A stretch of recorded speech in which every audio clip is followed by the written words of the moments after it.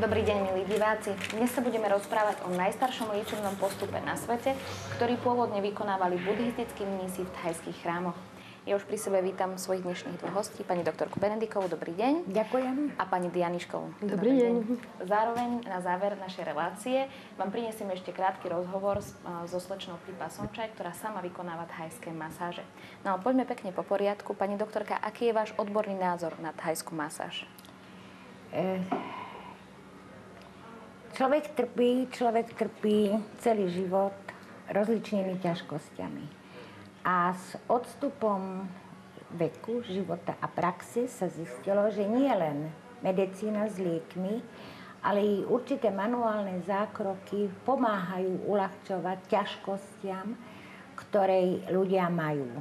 A takto sa prišlo vlastne k masážám a využíva sa vlastne umiestnenie nervovej sústavy, ktorá sa nachádza nielen v hĺbke nervových vláken, ale ktorá sa nachádza i na povrchovej časti ľudského tela. Táto nervová sieť tvorí vlastne určitú pavučinu, kde pri thajských masážach sa vlastne využíva to nervové zakončenie, ktoré ide do pokožky, pri povrchovej masáži, pri hĺbšom tlaku, ale nie bolavom tlaku, sa využíva pôsobenie tlaku na nervové vlákna a ich ukončenie. A napríklad pri thajskej masáži, kde začína pani masérka dolnými končatinami, hlavne šlapkou, využíva sa body. Sú to vlastne body, ktoré sa používajú i pri akupunktúre ako nervové zakončenia, ktoré ovplyvňujú myslenie, bolesti hlavy, nervové napätie šlachovo-svalového aparátu, ktoré vzniká na podklade bolesti. A vplyvom tejto masáže a tlakom na nervové zakončenia sa vlastne ovplyvňuje toto nervové napätie, uvoľňujú sa šlachovo-svalové vlákna a zmierňuje sa bolesť. I hlavy, i pohybového systému, črevného systému, žalúdočného systému. Ovplyvňuje i gynekologické ťažkosti pri mužských pohlavných orgánoch. To je asi tak. Vy ste povedali, že ich ovplyvňuje, dokáže ich aj vyriešiť? V niektorých prípadoch, pokiaľ nejde o extra veľké ťažkosti, ktoré sú podmienené tzv. Patologickým nálezom na určitej časti nášho tela, napríklad platničky alebo poškodenie púzdier kolenných kĺbov, dokáže zmierniť, ale nie vyliečiť. Ale evidentne zmierniť. Tam už potom zasahuje medicína. Častokrát sa v súvislosti s masážou hovorí iba o akomsi wellness postupe, o niečom, čo je iba na oddych. A nedáva sa do popredia taký ten zdravotný efekt. Dá sa povedať, že masáž je viac zdravotná, alebo skôr viac relaxačná, oddychová?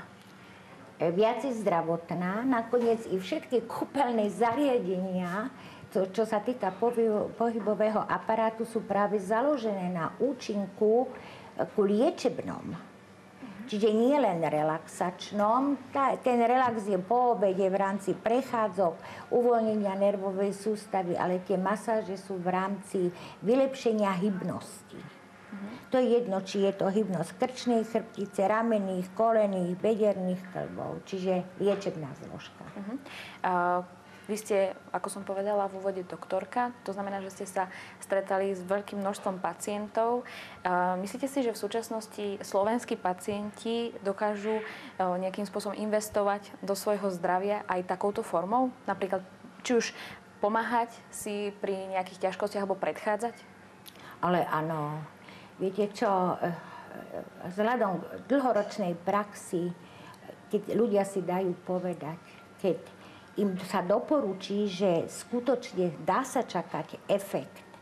Či už je to kúpeľná liečba, masáže, hlavne odborne vedené masáže skutočne si dajú povedať, i keď tá finančná zložka trošku ovplyvňuje množstvo ľudí, ktoré by radi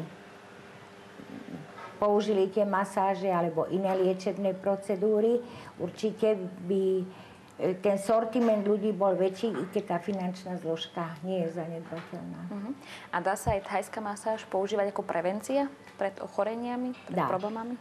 Dá sa používať, pretože vlastne tí ľudia sa či už sami natierajú doma kadejakými krémami, mastičkami, ožarujú sa, pokúpia si nekonečné množstvo prístrojov na ovplyvnenie, či už ovplyvnenie hybnosti, hlavne chrbtice a tak ďalej. No a keď sa im poradí, tak použijú i ďalšie druhy, ktoré by im akože uľavili. No a keď už to nejde, tak i toho lekára použijú. Pani Dianišková, vy pracujete v salóne thajských masáží tu v Piešťanoch. Predtým, ako ste tam začali pracovať, ste sa stretli s thajskou masážou? Nie, nikdy. A zmenilo možno tá vaša taká tesná spolupráca s thajskou masérkou a vôbec ten salón nejaký pohľad na thajskú masáž? Využívate ju sama? Niekedy áno. Pomáha vám to na takú... Viete čo, keď ma bolia kríže, tak poprosím, že by ma vymasírovala, alebo nohy. Nohy častejšie. Lebo to je veľmi dobrá tá thajská masáž, nohy veľmi dobrá. Pani doktorka, dá sa povedať, že existuje nejaké okolnosti, ktoré by mohli zabraňovať ľuďom ísť na thajskú masáž? No, akutný proces zdravotného stavu, napríklad zápal žil, ktorý dosť ľudí teda môže mať a nevie o nich. Ale skúsené ruky pani masérky a pohľad už na tie, príklad na tie dolné končatiny, kde hlavne býva zápal toho žilného systému, tak bych povedala, že nie je vhodné v týchto miestach z akutného zápalového procesu, ale spolupráca s pani masérkou je skutočne veľmi dobrá, lebo opakovanie v prípade, že tam mali klienta, kde si neboli isté, že či skutočne tú thajskú masáž dať, lebo nedať v prípade tehotné ženy alebo iné ochorenia. Ozvu sa mi telefonicky a som ochotná informovať, že toto masírovať a toto nie. A dá sa thajská masáž považovať ako náhradu zdravotnej starostlivosti alebo iba ako doplnok?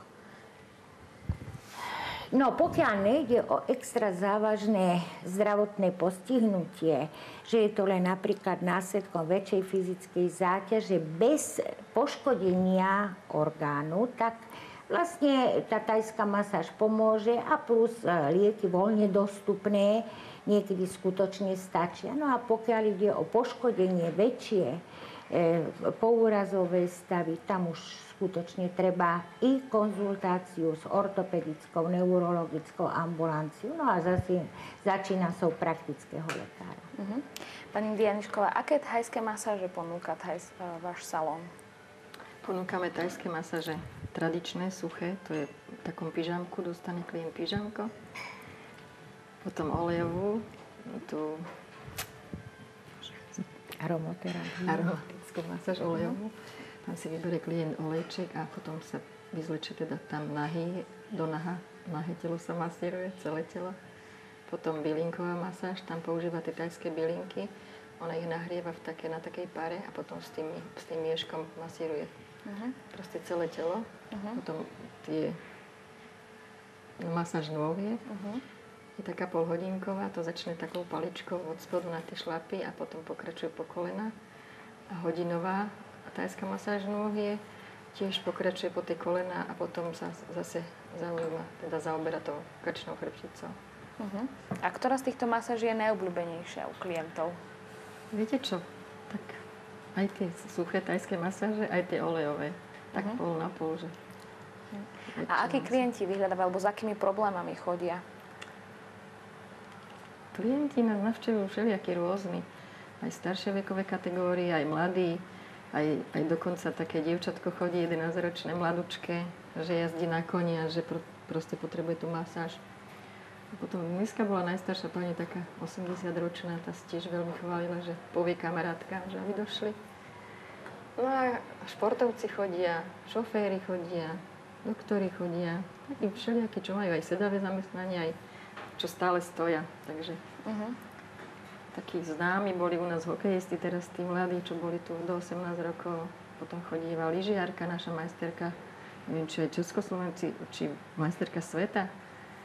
Vo vodnom lyžovaní chodívajú, všelijakí chodívajú, taxikári chodívajú. A prišli aj s nejakým takým konkrétnym zdravotným problémom, alebo že sa to inak už nedalo riešiť a prišli? Viete čo, no väčšinou tým pohybom, keď nemôžu sa nejak hýbať, alebo nejak ruku dať dozadu, alebo tak, že už navštívili aj lekárov, aj vybrali nejaké obstreky, že už im to nepomáha, takže investujú radšej do tej masáže a tá masáž im ozaj pomohla.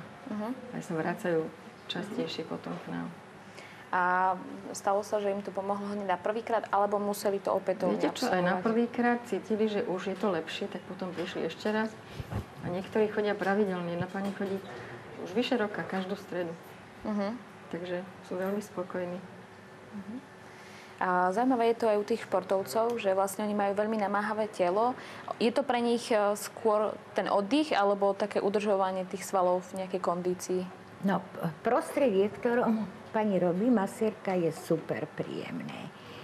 A dominuje ale práve tá masážna zložka a to prostredie dodáva ten pocit, zvýrazňuje a dodáva ten pocit zvýraznenia tej úľavy. Čiže sa tam človek oddychne. I oddychne a príjemne oddychne. Príjemne oddychne a s masážou si vylepší to strpnuté, ubolené, stuhnuté telo celkové. Kĺby, ramená, hlava, chrbtica. Ako spomínala pani Dianišková, v dnešnej dobe veľa ľudí pracuje tak, že neustále napríklad pred počítačom sedí. Samozrejme nedostatok pohybu. Môžu thajské masáže trošku ako keby vykompenzovať ten nedostatok pohybu? Aby... Isté robí, pani masérka robí na krčnú chrbticu, na ramenné zhyby, naťahovacie, ktoré práve uvoľňujú to napätie, ktoré vzniká pri tom strnulom pohybe. Nadviažem na pani, že taxikári, sedenie, športovci, zaťaženie hlavne niektorých častí tela viac ako tých ostatných. Športovci takisto. A že teda využíva a práve pri tých thajských masážach a pri skúsenosti masérky, tá reflex, ktorý vyvolá bolesť, prejaví sa práve určitým napnutím a stuhnutím tej bolavej časti tela. A tou masážou práve dojde k tomu, že to napätie, ktoré tom na podklade bolesti vzniká, sa uvoľňuje. Čiže vlastne ten človek odtiaľ odchádza s lepšou pohyblivosťou všetkých častí tela. Pokiaľ využije komplexnú tú masáž z celého tela, že to není len teda venovanie sa treba zápestiu, členku, ramenu, ale od vrchu, od spodu až hore. Vy ste v úvode ukazovali ten obrázok s tými chodidlami. Často sa hovorí práve o tom, že sú tam zakončenie rôznych orgánov. Do akej miery môže napomôcť práve to masírovanie tých nôh? Lebo niektorí ľudia nechápu, aké je možné, že je prepojené, že niektoré orgány majú tie nervové zakončenie práve na tom chodidle. No, ukazovala som tie obrázky. Začína to mozgom, pokračuje miechou a odtiaľ sa rozbiehajú celé tie nervové vlákna.